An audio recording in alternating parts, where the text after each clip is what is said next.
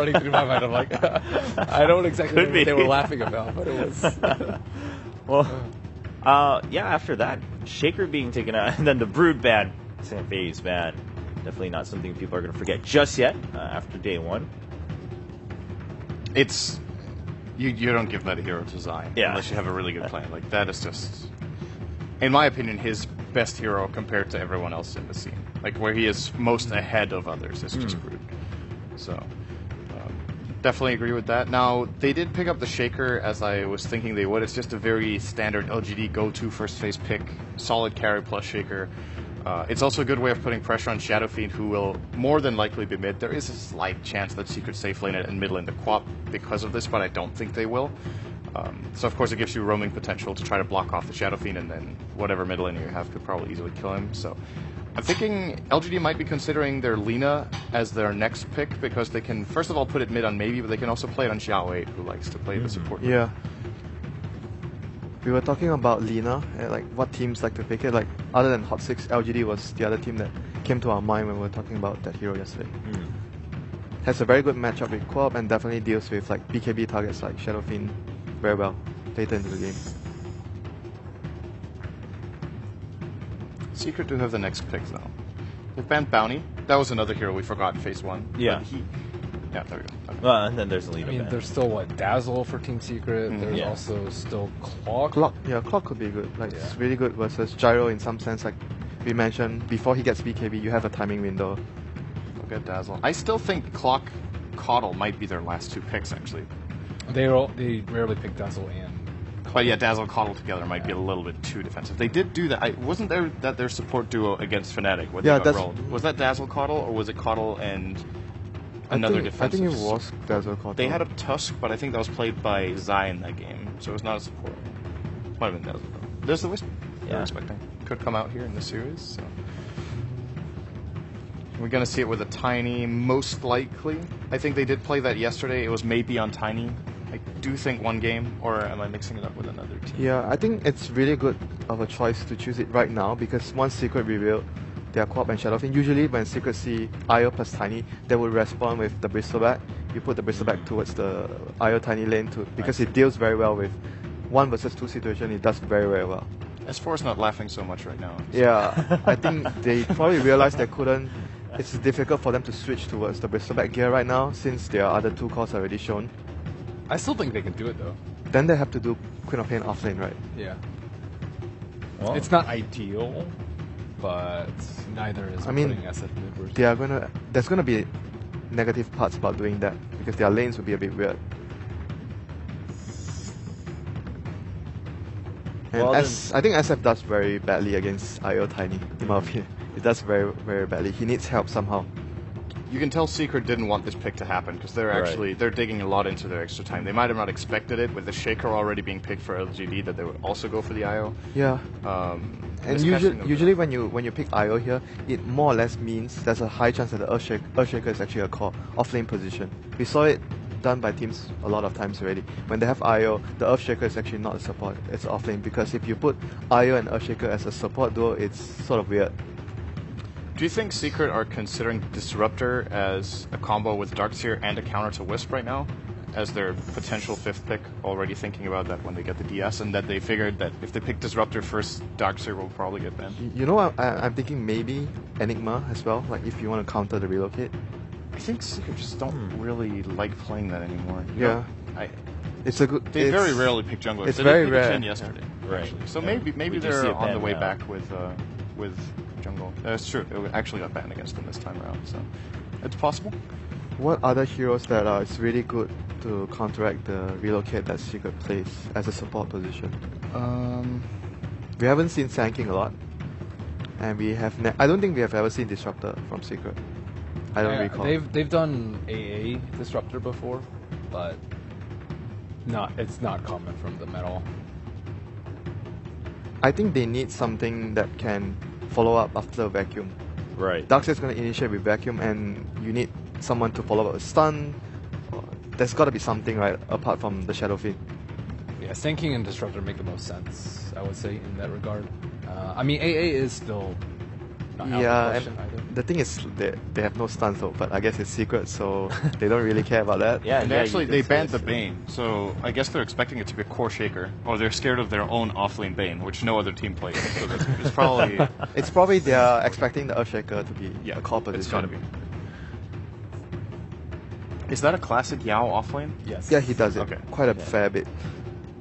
So that's not really a hero-player combination that's very memorable for me. But At this point, yeah, the Wyvern was open. Oh yeah, so- that's a Wyvern. Wyvern would have been very good too. Totally forgot about it. Okay. The cast is decent and has quite some synergy with the vacuum. Mhm. It's not something very common you say with vacuum, but Right. it does work.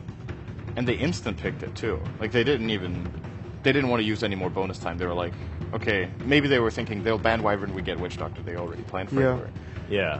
The Darkseer I expect him to do very well because since it's an IO, there's going to be IO tiny.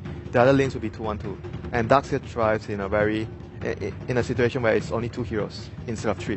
What if LGD picks a Rubik and they put Rubik Gyro top? Do you still think Darkseer will be fine if they put IO Tiny? Yeah, in? Rubik is going to be a problem. Yeah. IO Tiny beats Shadow Fiend. But they can help Shadow Fiend with Dazzle or Witch Doctor. That's actually the nice thing about Secret's lineup is that both can help in They're actually Okay, going that's- for the. That's another disrupt- good hero against Disruptor. Darkseer lane, actually. Yeah, you can glimpse the surge, so Darkseid has to be more careful in the lane in that regard. I think Disruptor kind of can be a soft counter to the Grave too. We've been constantly looking for solutions to the Dazzle, and some people used to do like Doom and Glimpse. We've seen AA, but Disruptor is one of the good Yeah, ones. I think it's a very good pick in the sense that it does another 2 things. It does well against Quap, and he's one of the few heroes that you can stand very far behind, and you are still able to disrupt the channeling ultimate from the Witch Doctor from a safe distance, because usually Witch Doctor is very far behind as well, so it's difficult to reach him, but with Glimpse, there's always a chance that you can still cancel his ultimate.